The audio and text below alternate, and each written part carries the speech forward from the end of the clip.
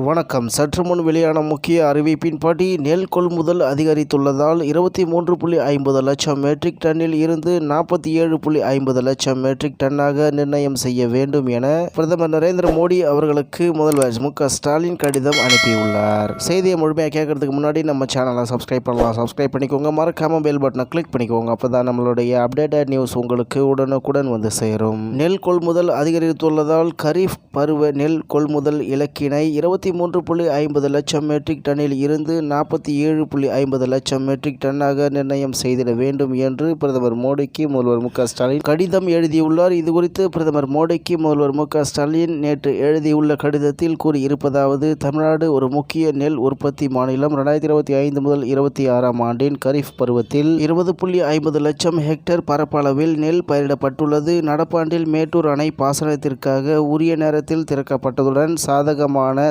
தட்பவெட்ப நிலைகள் காரணமாக அதிக பரப்பளவில் நெல் பயிரிடப்பட்டதாலும் மேம்படுத்தப்பட்ட பயிர் மேலாண்மை முறைகள், சிறந்த பாசன கட்டமைப்பு வசதி மற்றும் விவசாயிகள் அதிக மகசூல் தரும் நெல் ரகங்களை பயிரிட்ட காரணத்தால் மாநிலத்தில் நெல் உற்பத்தி மற்றும் உற்பத்தி திறனில் வரலாற்று சிறப்புமிக்க நிலையை அடைந்துள்ளது. இதனை முன்னறிந்து தான் 17/11/2025 அன்று பிரதமருக்கு நான் எழுதிய கடிதத்தில் அரிசி கொள்முதல் இலக்கை 16 லட்சம் மெட்ரிக் டன்களில் இருந்து பருவ இறுதியில் கொள்முதல் செய்யப்படும் அளவிற்கேற்ப திருத்தி அமைக்குமாறு கோரியிருந்தேன். மேலும் நடப்பு பருவத்தில் 12/3/2026 தேதி நிலவரப்படி தமிழ்நாடு நுகர்பொருள் வாணிப கழகமும் இந்திய தேசிய கூட்டுறவு நுகர்வோர் கூட்டமைப்பும் இணைந்து 36.63 லட்சம் மெட்ரிக் டன் நெல்லை கொள்முதல் செய்துள்ளது. இது 2024 முதல் 25ஆம் ஆண்டு KMS பருவத்தின் இதே காலகட்டத்தில் கொள்முதல் செய்யப்பட்ட 24.17 லட்சம் மெட்ரிக் டன்னோடு ஒப்பிடுகையில் நடப்பாண்டில் கொள்முதல் கணிசமாக அதிகரித்துள்ளது. நடப்பு பருவத்தில் கொள்முதல் செய்யப்பட்ட 36.63 லட்சம் மெட்ரிக் டன் நெல்லில் இருந்து சுமார்